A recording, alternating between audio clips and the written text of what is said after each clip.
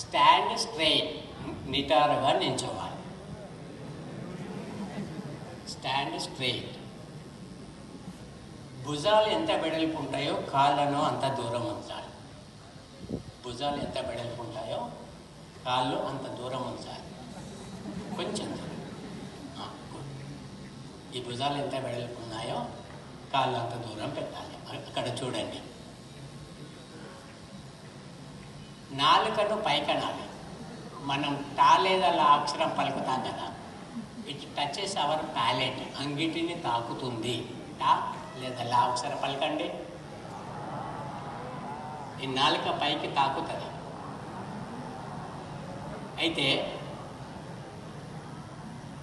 ఇట్లా నాలుకనే పైకి ఉంచడాన్ని కేచరీ ముద్ర అంటాం. కేచరీ ముద్ర. ఇట్లా ఎందుకు పైకి ఉంచుతామంటే, ఇంతకుముందు కుండలిని యోగాలో శక్తి పైకి ప్రవహిస్తుంది అన్నాం. మూలాధారం నుండి పైకి ప్రవహిస్తుంది అన్నాం. పైకి ఊర్ధ్వపీడనంతో ప్రవహించేటప్పుడు అది ముక్కు నుండి నోటి నుండి బయటికి పోకుండా ఉండడానికి ఈ నాలుకను అడ్డం పెడతాం.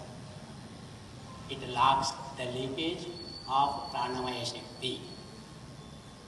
అందుకే నాలుకను అడ్డం పెడతాం.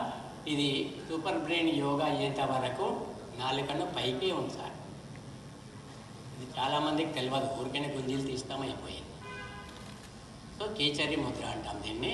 అంటే ప్రాణమయ శక్తి మొత్తం కూడా మెదడును చేరుకుంటుంది. లీకేజ్ కాదు, ముక్కు నుండి నోటి నుండి. నోరు ముయ్యొచ్చు.